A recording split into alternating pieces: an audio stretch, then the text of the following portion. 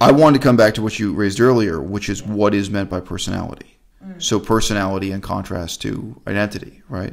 And I think probably what she means here is being the sort of person who has something to assert.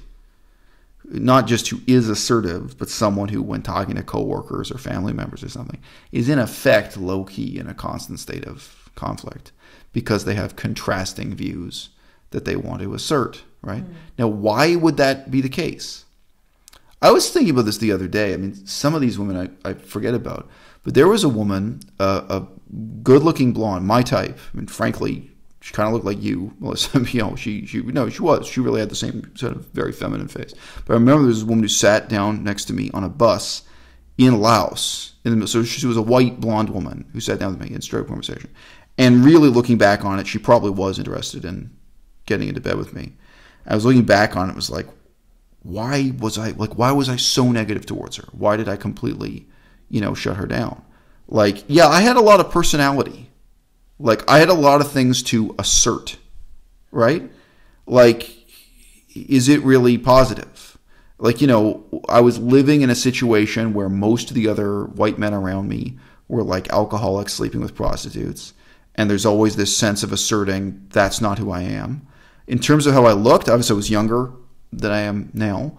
But I was doing 100 push-ups a day, not 200 maybe, and riding a bicycle and stuff. People thought I was in the U.S. military. And I was living in a country that had been completely destroyed by the U.S. military. Laos, more bombs were dropped on Laos than were dropped on Germany and Japan combined in World War II. So it was a country destroyed by American militarism. And people think I'm in the U.S. military. So I have to assert I'm not in the Army. I'm not that kind of guy. And I'm not ex-military either. I'm not pro-American military. I don't support, like in that war, I'm not here making excuses for what the Americans do being good or something. And then even within Buddhism, right? Well, for one thing, most of the Buddhists eat meat and drink alcohol. I don't eat meat or drink alcohol, but I'm not this kind of hippie Buddhist. I'm not cool with any of the bullshit within that religion. So I'm living in a state of many uncomfortable contradictions, and I'm always asserting my personality in contrast to people's expectations of me or the demands they're putting on me. Therefore, I have a personality, right? But it arises through contrasting opposites. It's perceptual, right? Like, also, by the way, living in Laos, people thought I was fat because everyone else is so skinny. They didn't actually use the word fat, but no, I was just considered enormous in all directions. But I mean, these things arise; they're relative, they're contrast.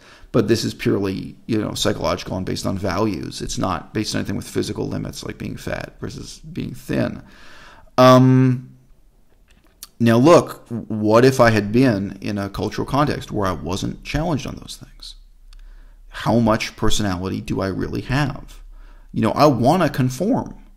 I'm a nonconformist because I live in a society that I despise and a society that despises me.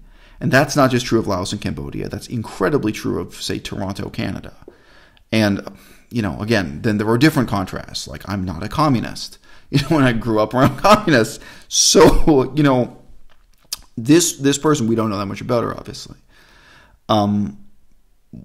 Having a personality, whether it's good or bad, the reality is you would arrive at that point of both being perceived as someone who has a personality and actually being a personality if you get out and do work and, engage the world, even if it's something like you study volcanoes, whatever it is, and then you're living in a context where you have to assert your personality rather than conform to or succumb to things that you despise. So, in a meaningful sense, I think having a personality means living in a constant state of contradiction.